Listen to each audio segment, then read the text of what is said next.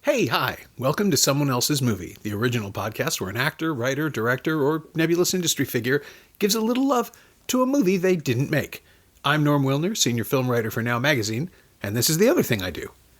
My guest this week is Adriana Maggs, a writer and producer who's worked on shows as varied as Rookie Blue, Call Me Fitz, Frankie Drake Mysteries, Caught, and Little Dog.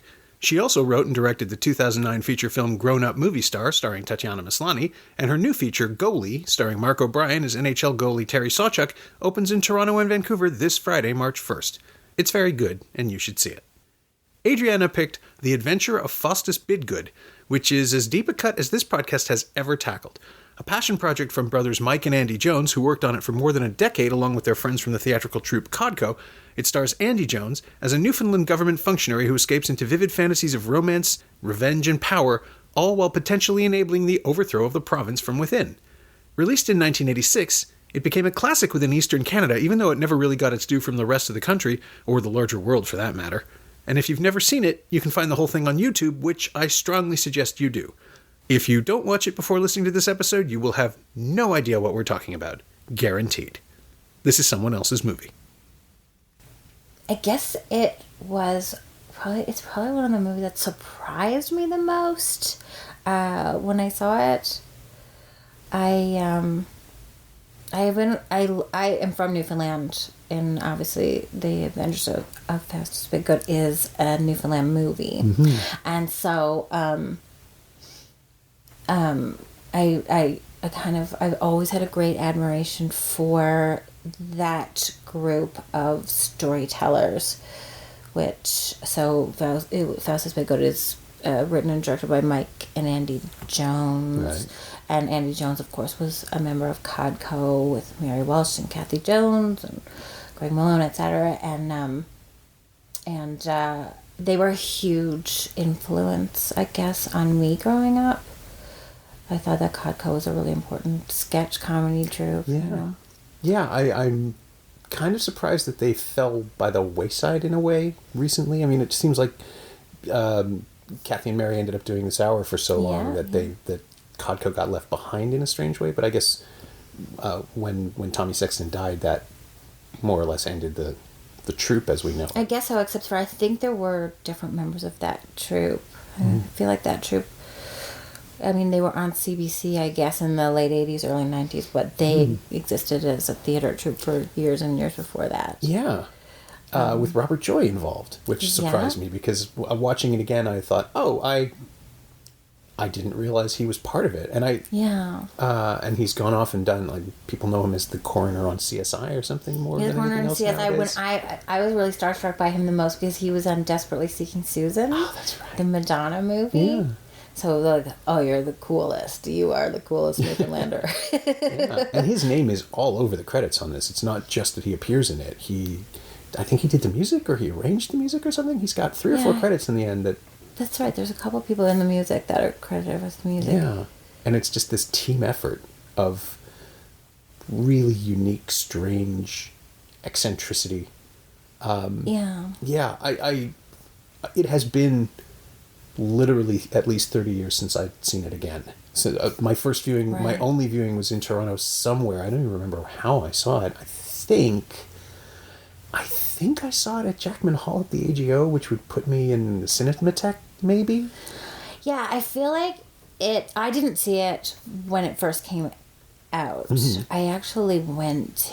I was a big fan of theirs, but I'm from Corner Brook, not St. John's, and they were all in St. John's. Oh, okay. So they were that crowd was famous to me in the way that Hollywood people were famous. When I was little, I didn't really know the difference. I just knew these people were famous. Sure, the coverage would have been massive. Yeah. Like locally. And they were so brave and edgy, and I think that they were so brave and scathing of the Catholic Church, particularly at the time, that I actually, that made me realize what art could do. And I don't want to say that Codco took down the Catholic Church in Newfoundland, but, the the way that we use humor to question an unquestionable power structure. I'm sure that if you were a Catholic growing up in Newfoundland and you didn't question the church no matter what, and then all of a sudden these people started to point out the absurd things that you secretly thought but didn't let yourself think. So I always think, I'm sure they chipped away at the Catholic Church enough so that the Mount Cashel orphanage scandal could have been blown wide open, which it hadn't been. Well, that sketch, I forget what the title is, but it's something like Catholic priest being friendly or something. Father Din, I think, was Andy's character. Yeah. There's a sketch that CBC refused to air, which is out. I've seen it. It's circulated on YouTube. It's been released subsequently. And it's so innocuous now. Yeah. But I remember the furor at the time. I remember Andy Jones quitting the show and walking away. And it's the kind of thing that's really hard to explain now. It's like, imagine the first time someone implied that Michael Jackson was weird. Sure. And now it's just like, it's part of the culture. It's like, oh yeah, he was a weird guy. Now there's a documentary about it. All this other stuff is in the air. But people are still upset about that now. And the Codco thing is just, it's a non-issue now because, again, we all just accepted Catholic priests are not to be trusted. Now we do, for sure. But at the time, it was a pearl-clutching moment of terror. It was, and I think it was a terrible thing for everyone in the world to have to kind of face that there was something terribly wrong. But I think at the time, people were allowing their children into situations with people, and to question that maybe or definitely was to put your salvation at risk or life after death, and that is simply what people believed. And I think I would say that comedy troupe Codco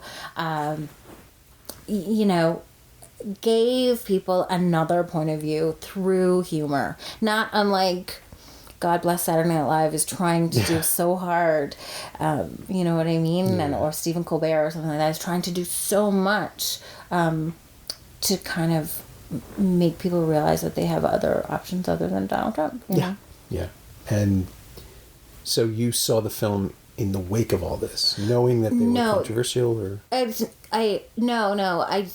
went to I left Cornerbrook and I went to York University for 4 years and studied film. So I had kind of seen Godard and Buñuel and stuff like that, and my eyes were wide open, and I was, gonna take over the world and blah blah blah and all those things that we think when we're that age. And I came back and I watched The Adventures of Faustus Bidgood, and it was everything that Godard and Buñuel were doing. I mean, it was surrealism. Really, and it was surrealism that I had a huge familiarity with the humor. So I was cross-eyed at the brilliance of this film. Of course, because it's your idiom, right? Like, not just the references, but the sound of it. Oh, yeah, and just the humor is just so perfect and absurd, and I know the world, and then, but it's being set to these incredible images and kind of rival timelines and varied realities and stuff like that. So I was just floored by this film.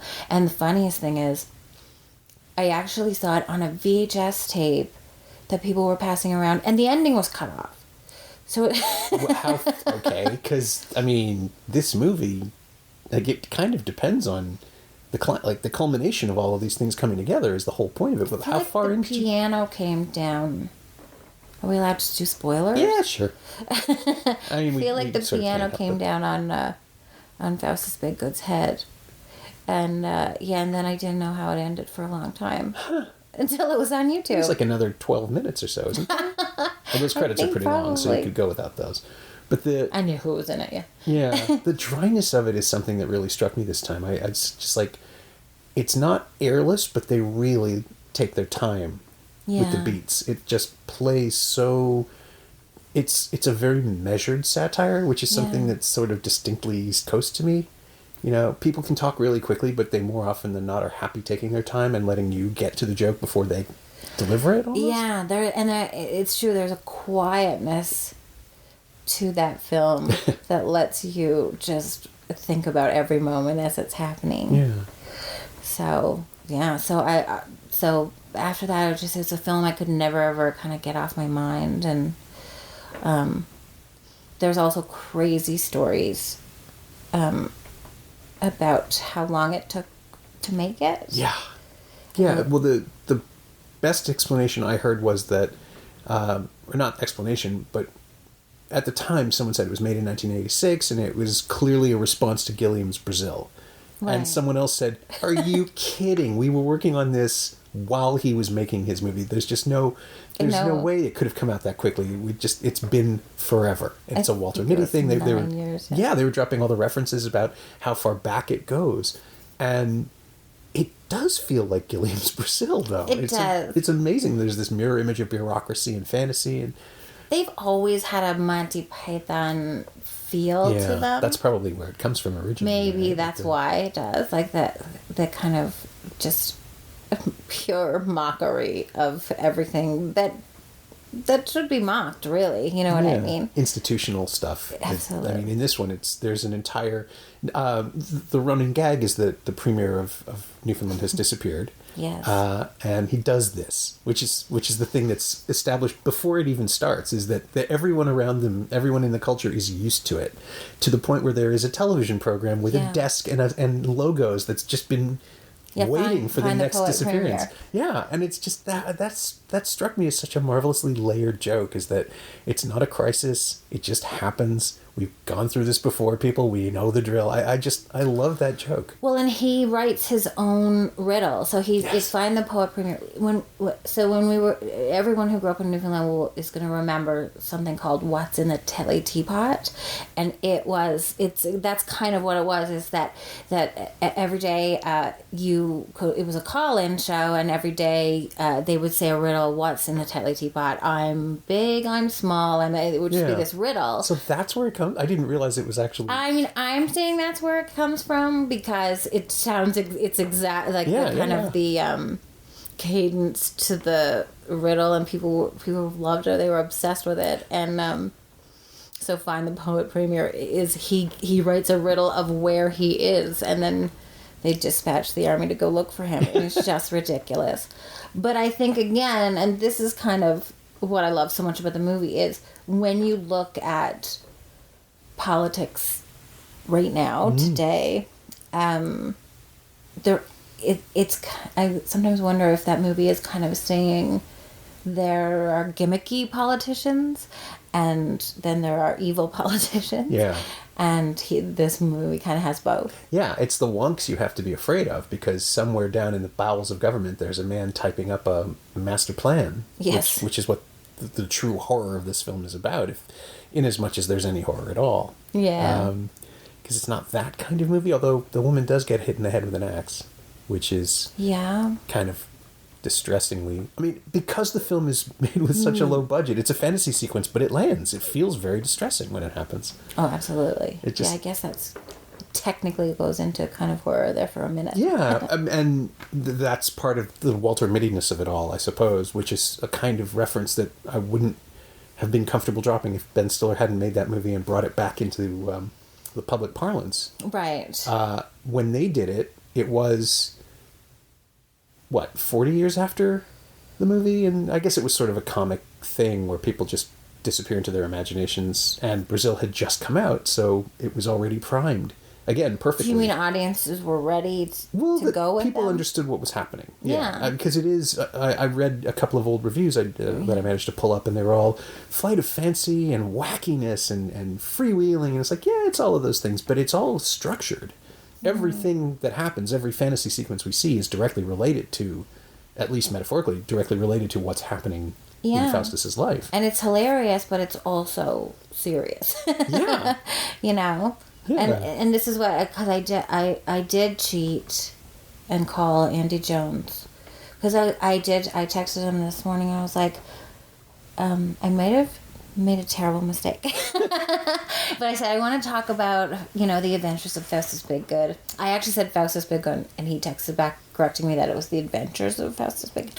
So then I did jump on the phone, and And I said to him, because I said, one thing I wonder is, are there 2 fantasy timelines, or are there 3 fantasy timelines? Because one of the timelines, which seems real, has a fantasy character in it, kind of whispering in his ear. So what he said to me was that actually, they, is Faustus in this world fantasizing about Faustus in this world, or is Faustus in this world fantasizing about Faustus in this world? And I thought that was so amazing, because what it made me realize is Faustus in this world is worried about becoming or re-becoming mundane office worker Faustus. Right. He's hoping to go back to it. Or hoping to it's disappear. a melancholy thing. He has too much power and he wants to go back. Now I want to solve this riddle. I'm always leaning towards whenever a film presents different visions of something with different aesthetics and visual motifs, I'm always attracted to the more normal looking one. Just my brain says, well, it's in color, it must be real. That's exactly what I thought and assumed, except for Greg Malone's character is this appearing and disappearing. Disappearing, worried about his role in it all. He's a very neurotic fantasy friend. Yes, which is great, because usually the devil on your shoulder, the angel on your shoulder is totally confident in whatever the plan is. Yeah, exactly. Yeah, Bill Malone has this. There's that great little moment where he almost falls off the edge of the pier and then pops himself to the other side. Exactly. Yeah. And I want that to have been an accident that then they realized it could have been a bit. I know. Because you could stumble. People we need to know, yeah. But and they're going to be the ones to keep it in. Yeah, yeah. And it's the last thing you expect in a fantasy, right? Is that the fantasy characters are not 100% on the ball. Mm-hmm. But it's humanizing the fantasy characters. Yeah. In a way. Oh, and now that you mention it, the black and white Faustus's discomfort with being called Mr. President might actually indicate that it's real. There's that moment where he says, please don't call me that. And she says, okay, Mr. President. And he's trapped in whatever this is. And if it was a fantasy, he'd be happier. Yeah. And I guess the successful, president of the Republic of Newfoundland, Mm-hmm. So essentially, I guess there was a revolution, and he was chosen as the unlikely leader. Yeah. Because I think, and I feel like in this movie, anybody can rule Newfoundland, or anyone can go into politics, and I think that's ultimately what they're saying is that no one seems terribly concerned with who's at the helm, right? No. As long as the structure is there. And just buffoons run the world, and in a way, and I don't know if this is what they, but it's kind of like the white male government power structure is just a bunch of idiots too, just like everybody else, and we're absolutely seeing that now. I mean, it's distressingly prescient for a movie made in 1986. It's ridiculous. It's like, even watching that, because I hadn't watched it, until what we're going through now.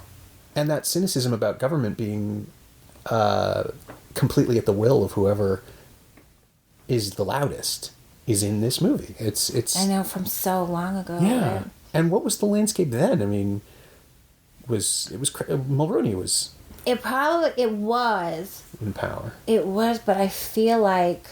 What was going on? I feel like it was Brian Peckford in Newfoundland. Yeah, I was going to say, what was the context that this came out of? I feel like this has a lot to do with Newfoundland, because we've had amazing government. I mean, just one thing after another.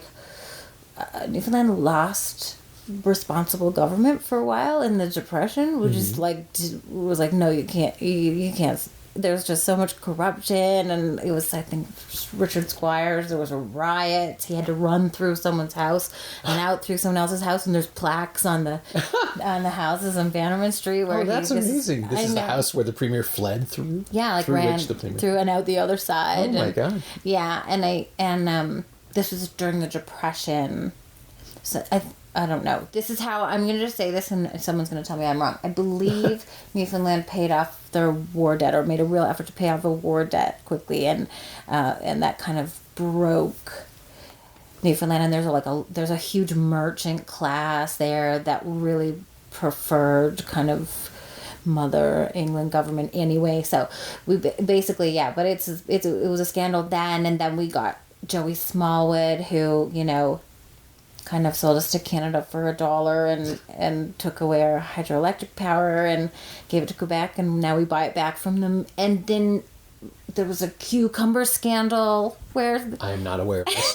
There's a cucumber scandal where Joey Smallwood decided that the solution to the economic problems on the island was greenhouses where we're going to grow cucumbers.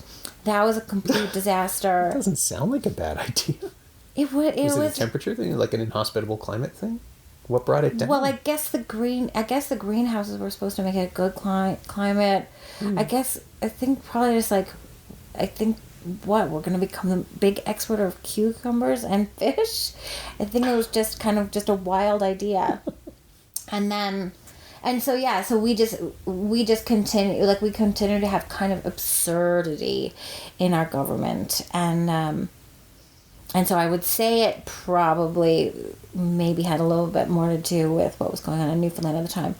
But I was speaking to Andy about Bob Joy's character, Eddie Peddle. Mm-hmm.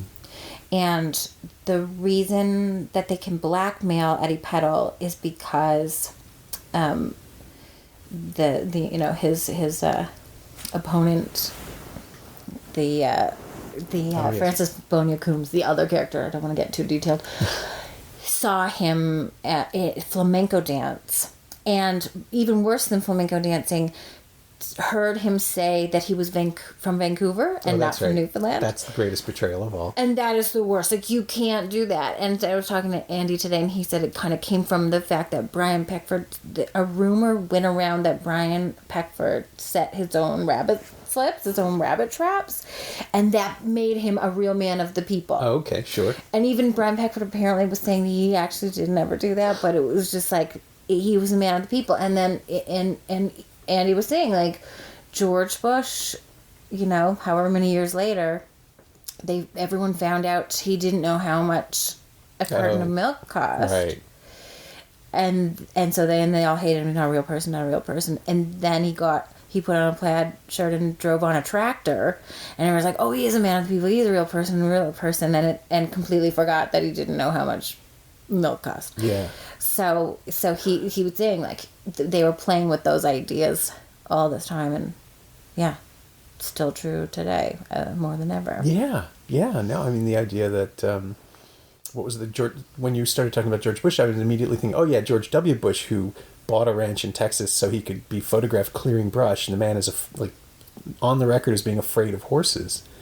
And that doesn't matter anymore, right? You need an image that your supporters can point at. It doesn't matter if anything else about it is real. Probably the image itself can be. Yeah, because George was a cheerleader at a university college, whatever, and I don't know, maybe it's Harvard, I don't really, in the Northeast. Yeah. Oh, yeah, no, and he's like, seeing it reflected in Faustus Bidgood 33 years ago is... Yeah, and it's always been there. Like the larger cynicism, the idea that you can't trust people in power because they're in power and you're not.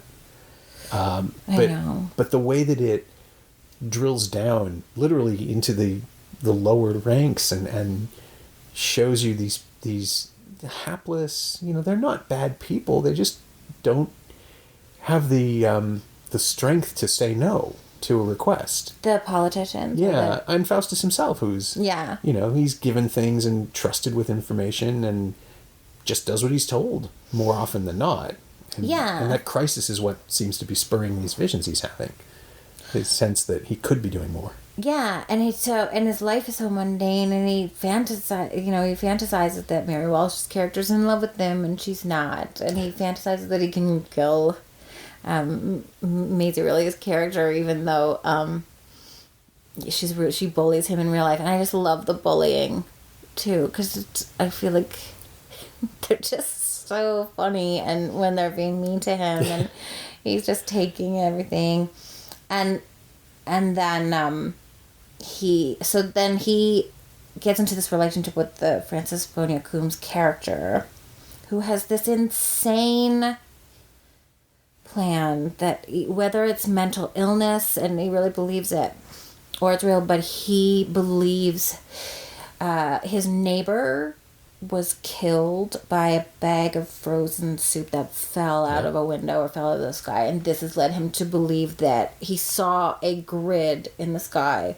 and he went, just a complete madness of where if you're standing in this square at this time, that he would not have got killed with a bag of frozen soup, and so it's just this crazy plan that then that he kind of gets Faustus to blackmail the flamenco dancing Vancouver Newfoundland denier to vote for total education, which this plan is called total education. So it's so crazy, but again, is it crazier than Space Force on the moon? I don't know. Yeah, the idea that if you or an invisible wall that Trump is saying we've already started building when we haven't. It's all about theater and insistence. And the grid, the grid theory is, you're right. It's the kind of thing I can imagine Elon Musk pitching. Sure. As the salvation, and I've decided that the grid will save us.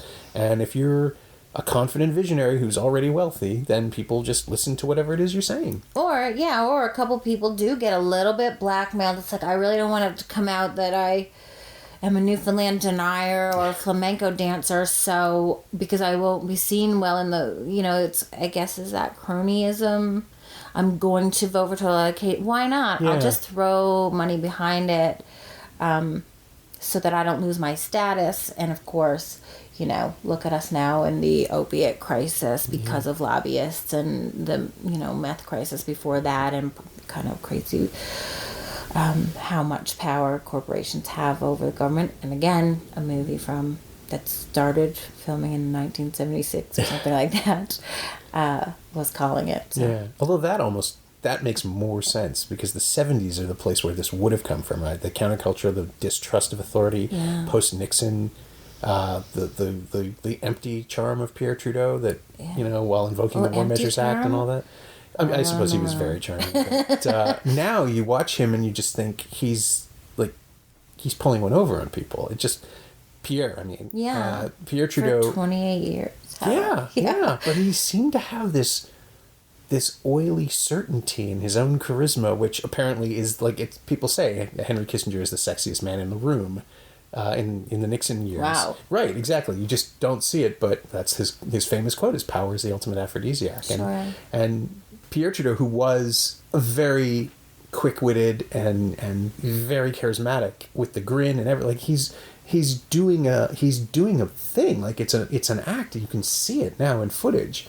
He's also a good politician and he's getting things done and all of those things, but he made some choices which are kind of horrible in retrospect. And I just, the back of my mind, I'm just picturing people in the UK listening to this episode. It's like, what the hell are these people talking about? Canadian this is the most politics? inside baseball episode of the show, and I love it. He did say in the 70s, Pierre Trudeau said, the government has no place in people's bedrooms. Which is great, and I believe that, but he was also probably cheating on his wife. Well, he came up with it. Yeah, exactly. It's like, I know how to solve this. Oh, yeah, exactly. But he'd be a very liberal country. Yeah, and he is, in a lot of ways, he's an exemplary Canadian politician because he was willing to say things that people didn't want to hear. Yeah. But also you invoke the War Measures Act to deal with the FLQ in Quebec and people are going to die. And my dad was in that. Really? My dad was stationed in Montreal. He was still in the military at the time during the October crisis. Yeah. And how did that, what was the sense of it? How does he talk about it? We are so off topic. I know, we're really off topic. I love it. He says, well, you can cut it. You can. Nah, I'm keeping this all in. People have to know. Well, he said, so he was thinking of leaving the military at the time, and he was in Montreal. Leonard Cohen was there. He was kind of getting swayed by the counterculture and how exciting that was. And so so he was in the Air Force, and he was a pilot, but he was put on transportation. So he did say that he knew that there were worse things planned, because he was in charge of like who was coming in. Oh, sure, yeah. Yeah, and he said he was like, there was more planned, like they were organized. Like a full martial law push or something? Maybe. He's like really vague about it, so maybe I'm gonna like not even allowed to talk about it. But he just said there were, he knew, and at the time he was very sympathetic to the French, because he felt like the government was a bit imperialistic, and he said, that he just knew that there was a lot more planned, and it wasn't good. So yeah, it was interesting. And then of course it turned out not to be. I mean, it was terrible, but it wasn't. Yeah, it wasn't as bad as that, at least, which is good, because a civil war in Canada in the 1970s would probably have ended the country as we know it, I think. Yeah, I know. Quebec, they're lucky they're in the middle. Yeah, actually, now that you mention it, with Newfoundland, you could have a literal breakaway republic. Yeah, they didn't care. They're like, we rode away and left Newfoundland years ago. Yeah, which again brings us back to Faustus Bidgood and the idea that you can create a fiefdom if you just have the right pieces of paper and enough people who don't read them. Yeah, like that's the. I think if anything, that feels like the element of Codco ringing out like a bell, is the idea that you can't trust fine print, that there's always going to be some hidden thing, and it's not even hidden, it says total education, it's right there on it. It's, in plain sight. Yeah, kind of. It's as Orwellian as they come, but it's too big to bother reading. Nobody has time. Does Faustus even read it? He just carries it around. Yeah, I don't know. I don't even know if he reads it. It's the Patriot Act, 30 years before the Patriot Act. Yeah. Or 25, but yeah. And I think I do feel like Newfoundlanders, and Andy Jones said this as well, is that they've really, really had good government, and so the skepticism of government is really in the people. Mm-hmm. So, which is great, which is good. But also, it doesn't really help us. Look, we forget and then vote in someone else. Yeah. 2 minutes later. Yeah. Oh, he's going to be the savior. Oh, this guy's going to be the savior. I alone can fix. Yeah. Mm-hmm. It's the thing that happens over and over again with political parties, where they just get behind, they have reservations about people during the leadership race, and then they get behind whoever's in power, because of course they're going to do that anyway. That's, once someone is in charge, you convince yourself that he should be there, or she, usually he. Yeah. And that's the problem. It's happening over and over again. And it's interesting, but it almost is depressing. It's almost like, I do feel like there's a strange, like, cognitive depression that kind of is going on right now, because, I guess, like, that wasn't enough to get him out. Yeah. That wasn't enough, you know what I mean? Like, nothing is enough, so, yeah. But again, if somebody won't be shamed out, then shame doesn't work. You have to actually remove them. Impeachment. Scandal doesn't work, so impeachment might. But again, Nixon resigned because he was about to be impeached. He wanted to save the republic. I don't think Trump has that instinct. It shows character, if you want to know. Amazingly enough, yeah. And so who knew that we would all be fondly remembering Nixon's character and George Bush's capability with words. Like, it all looks great now. I wonder if Roger Stone's ultimate plan was just to rehabilitate Nixon's image through Trump. He famously has Nixon's face tattooed on his back. That's right. Just as weird as it gets. He has his face tattooed. And poor Nixon, didn't he lose to JFK because he wasn't that handsome? Telegenic, yeah. Well, he sweated. He was sweating on camera in 1960, which sure he was. Of course he was. That's really amazing. I wonder what made Roger Stone decide to do that. I wonder if he's going to get Donald Trump on the other shoulder blade in prison. He's dead center. Trump would have to be on his chest on the front. Nobody wants that. Trump probably does. I mean, I don't know. I don't know if we know what Roger Stone wants. Yeah, I mean, there is that too. Like, they're watching this stuff unfold. How he I read just a couple of pieces of his testimony in front of the judge the other day where he was called out for using Instagram to target the judge with the crosshairs in his own case. And he said, I didn't do that, someone else did. Then 5 minutes later came around to, well, I selected the image, but it was presented to me by a bunch of people. And he didn't know there were crosshairs. Yeah, I don't think he's smart enough. I think all of the thing that's in Faustus Bidgood that surprises me, that doesn't feel dated, is that the people involved in politics are smarter than they should be now. Like, if you were making this movie now, the premier isn't smart enough to draft poems. He wouldn't be artful enough. It would be roses are red, violets are blue, I'm not here, where are you? Something like really dumb, bad poetry. And the level of commitment and artistic the level of artistic intent that goes into crafting these riddles isn't possible now in our political landscape. But there's something smart. I mean, there's obviously, as we see in Faustus Bidgood, a game, and there are the people that can master it and play it. So there's got to be some, it's like street smart, book smart, and then politics smart. And there has to be something, a playbook. I feel like Roger Stone maybe gave that playbook to Donald Trump. You know what I mean? Just deny, and maybe that's it. It's not a playbook. It's one move that nobody else is prepared to counter. Exactly. Yeah. Have you ever considered that the best way to play chess is to simply stab your opponent in the neck? You don't actually have to move the pieces when you think about it. I mean, just take him down. Yeah. Just bring a knife. No one will see that or coming. Use the queen. That's true. The queen's pointy. Or the bishop would probably go right through the eye. Oh my God. This is where we are. And that's almost something that you could pull off on reality television maybe. But hopefully not in politics, because they have people for that. This is where it is now, that we're actually starting to understand that the people who are the most successful are the ones who don't know what they're doing.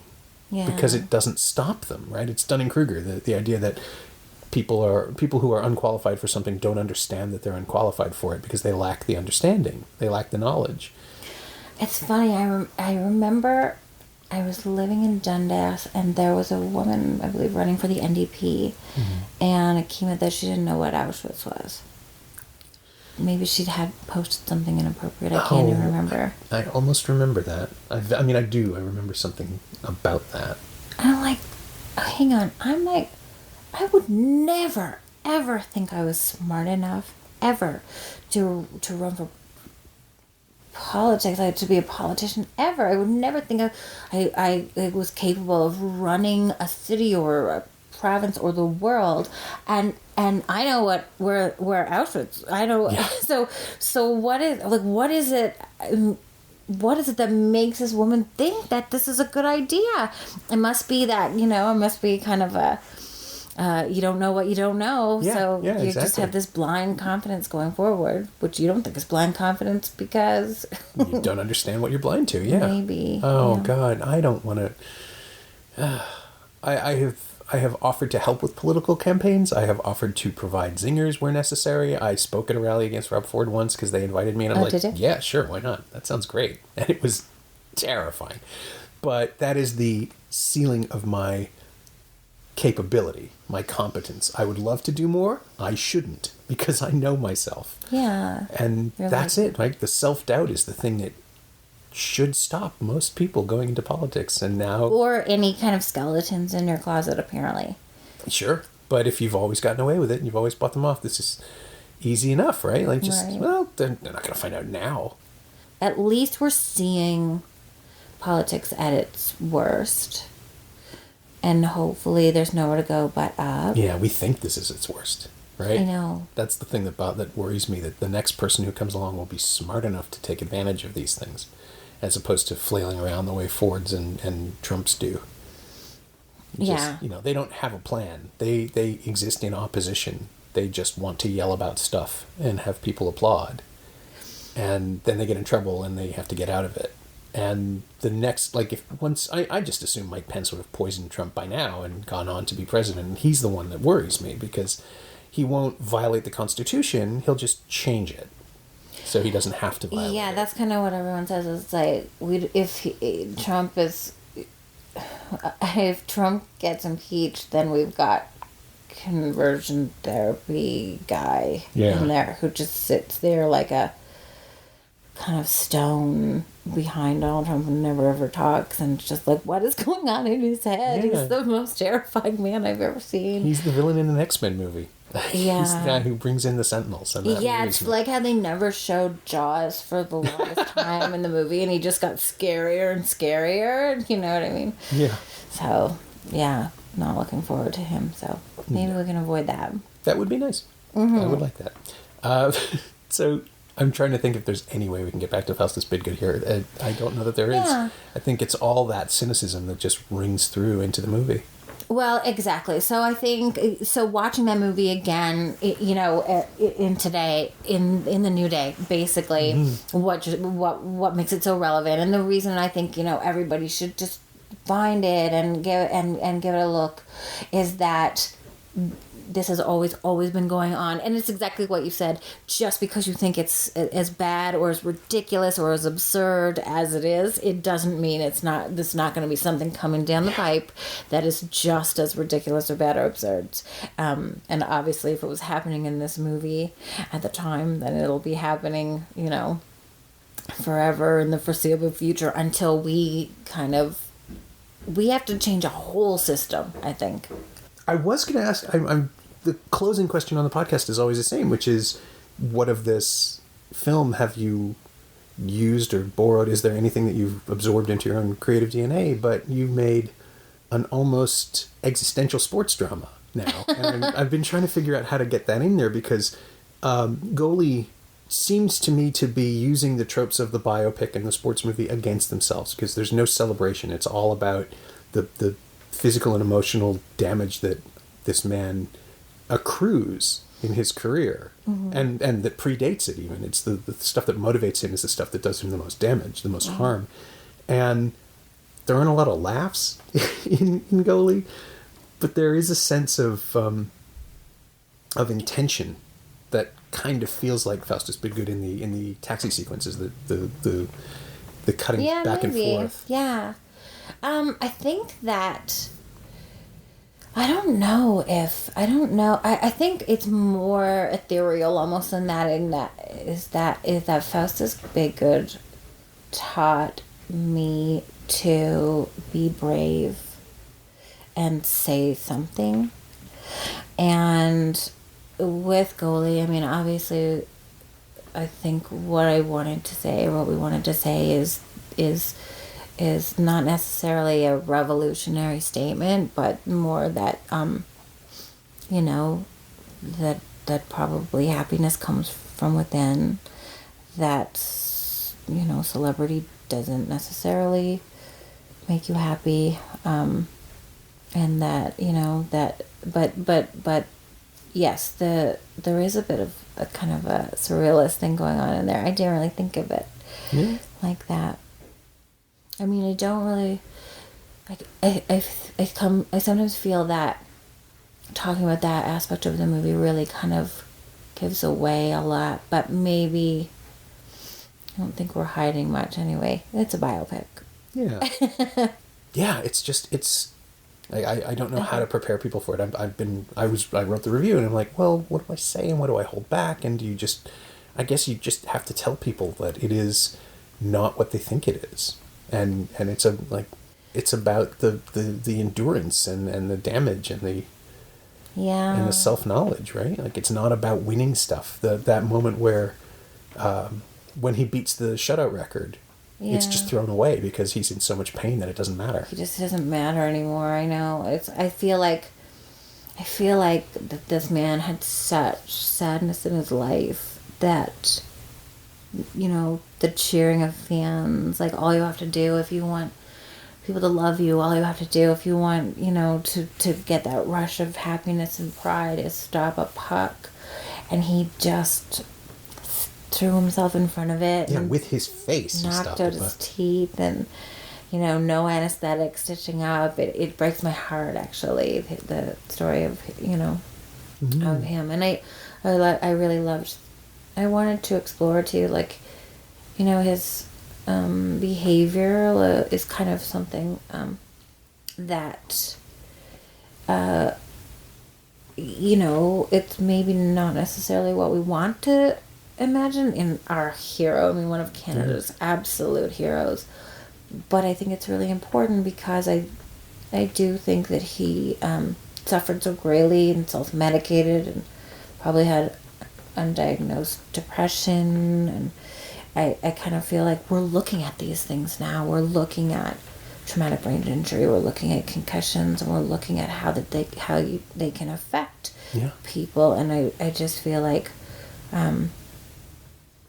we also have a little tendency to condemn people so harshly now based on behavior, but that's not really the way I grew up. And I'm not saying the way I grew up was good, because it wasn't. You know, I mean, people getting away with doing bad things is not, it was scarred and damaged a whole bunch of people. Sure. But I also don't know how to stand in a place of virtue and judge other people either. You know what I mean? I can't do that. I don't belong. I don't think I'm the moral standard, certainly. And I just wanted to kind of explore him. Yeah. And I wanted to ask about the poetry too, because that's your dad writing? Yeah. Yeah, the FLQ. So my dad was... It's a fascinating contradiction. He really had a long journey in his life. He went from military brat to English professor, and went from British Columbia to Newfoundland at the same time. Because he was from a military family and they were stationed all over the place.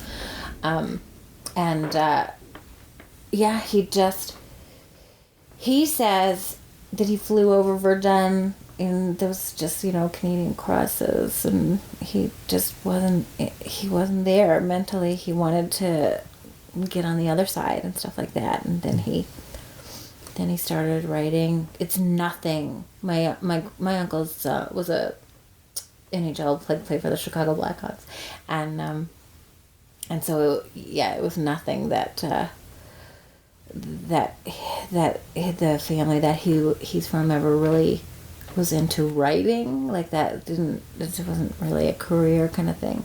So but I always call him the manly poet. Okay. Because he does write about kind of, you know, hockey and military. Yeah, you don't get more masculine in this country than hockey talk. Right? Yeah, like sure. And he wrote a beautiful book. He worked really hard. He interviewed many people, ex-players, rafts that knew Sawchuck. And when I read it, I was absolutely haunted by the story. Wasn't what I thought it was going to be. So I had the same issue as you. Yeah. It wasn't what I thought it was going to be. It was such a multifaceted look at a person, and look at mortality, kind of, and just like the highs of people and memory and the lows. And I just, so I loved it. So my sister and I put it together. Yeah. I think, you know, it's unlike anything the Canadian sports movie fan will have seen, and I'm really curious to see how it plays with people. Oh, you and me both. Yeah. I mean, who knows? Yeah. It's hard. Someone asked me the other day, they were like, so, you know, it's really hard to make a sports movie. There's a lot of bad sports movies. You know, what do you think? I'm like, I don't know yet. Who knows? I don't think I'm in a place to give that kind of advice right now. So, yeah, here's hoping. My thanks to Adriana Maggs, whose new film Goalie opens this Friday, March 1st in Toronto and Vancouver. You should go see it. It's very good. Thanks also to Cynthia Amsden. She knows what she did. You can find Adriana on Twitter at ADMaggs, ADEY_MAGGS, and you can find The Adventures of Faustus Bidgood on YouTube. I know Tiff has a print anyway. As always, you can find me on Twitter at Norm Wilner, and elsewhere on the internet at nowtoronto.com. You can also find this podcast on Twitter at Semcast, SEMcast, and on the web at someoneelsesmovie.com. If you feel like leaving a review on iTunes or Apple Podcasts or wherever you enjoy the show, that would be greatly appreciated. Every little bit helps, it truly does. Thanks for your support, and thanks for listening.